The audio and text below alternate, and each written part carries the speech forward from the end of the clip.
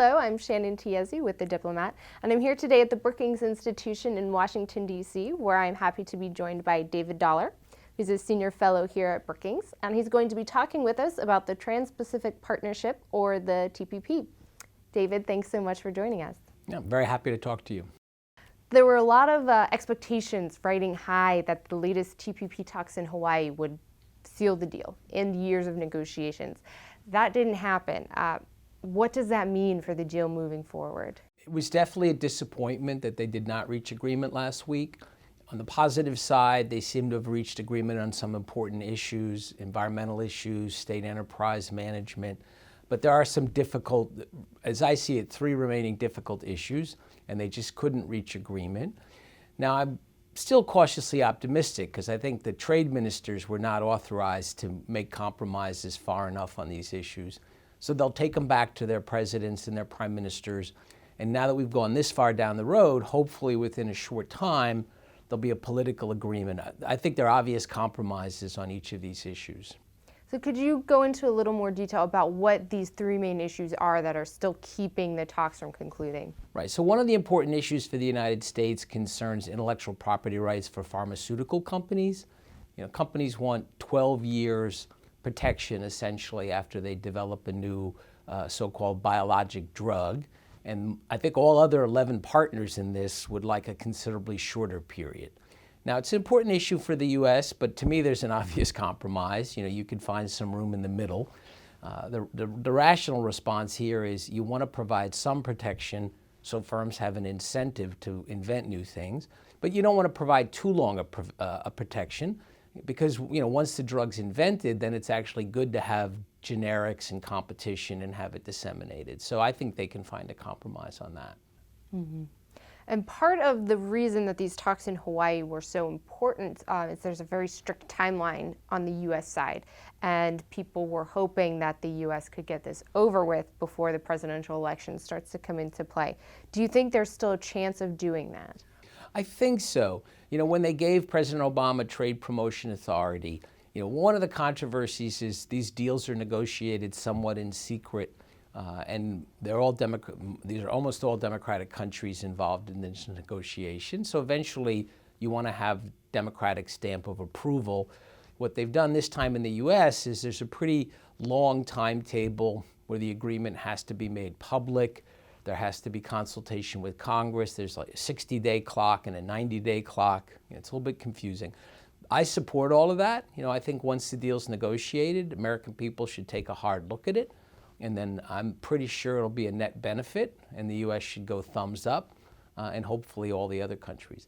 But at the moment, if they reach an agreement in the next few weeks, you can still go through the U.S. Process and have this settled early in 2016 before the presidential election really heats up.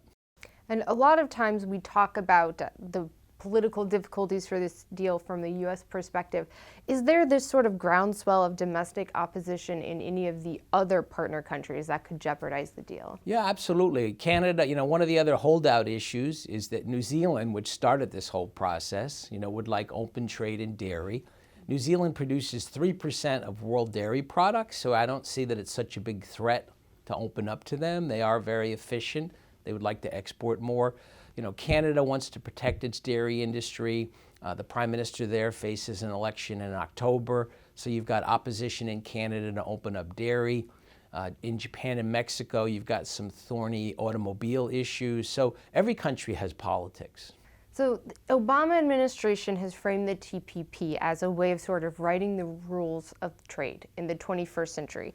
Given the difficulties of getting this deal done between the 12 countries, how feasible is it that this could become a broader regional or even global framework? Well, I think that was an unfortunate choice of words, to be frank. The way I see it is more than 20 years ago, we started the Asia-Pacific Economic Cooperation. The idea was to open up a free trade area of Asia-Pacific, and what's happened in 20 years is many of the relevant countries are not interested in opening up. You know, China, ever since it joined the WTO, China has shown no interest in further opening up. You know, India is another important Asian country that is quite closed. So what's happening now is the countries that want to move ahead with integration have formed this club. and it's an open club, and I think that's the rational way to go. I predict that other countries see the benefits and will eventually want to join, but first we have to negotiate it and make it successful.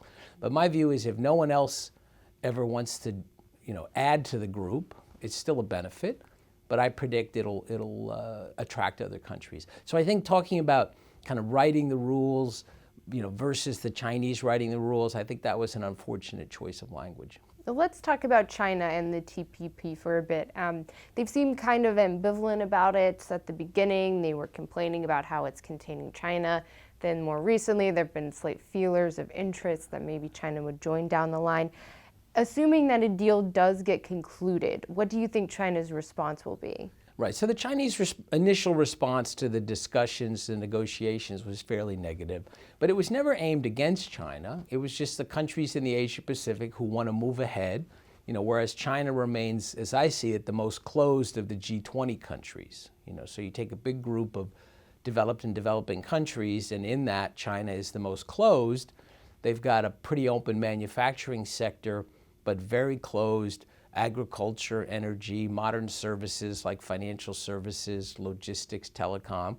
They've chosen a somewhat dualistic strategy, and I don't really think it's in their interest, but it's their right to pursue that. The other countries really want to move ahead with deeper integration, and I think you're right. It's caught China's attention that this now is likely to succeed.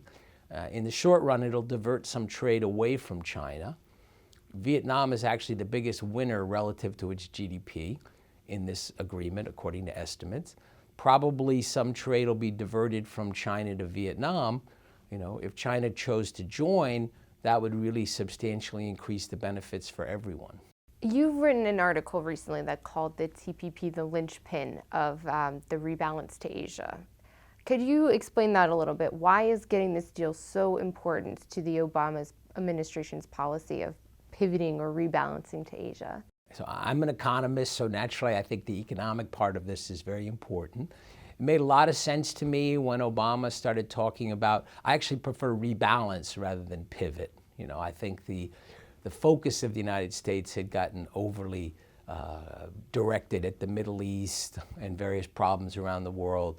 Asia Pacific has a huge share of world population, world GDP, world trade. U.S. is a Pacific power, so it's natural for the U.S. to put a lot of attention in Asia Pacific, and I'd like to see a new economic agreement there, and TPP is that agreement. So I think that's a key part of this rebalance. There are other aspects such as strengthening alliances with security partners, moving some additional U.S. troops into Asia Pacific, but I always saw the economics, being part of this dynamic region. That was the smart part of the rebalance as far as I was concerned. So if the worst case scenario happens and domestic political factors keep this deal from getting done, how damaging would that be for the Obama administration? I think it's very damaging for the United States, to be perfectly frank. I think, earlier this year, China launched the Asia Infrastructure Investment Bank. I've actually been a supporter and advisor to that. I think that's very positive. I think it was a mistake for the U.S. to oppose that, but it definitely played into this narrative that China's on the rise and the U.S. is in decline. I don't accept that the U.S. is in decline.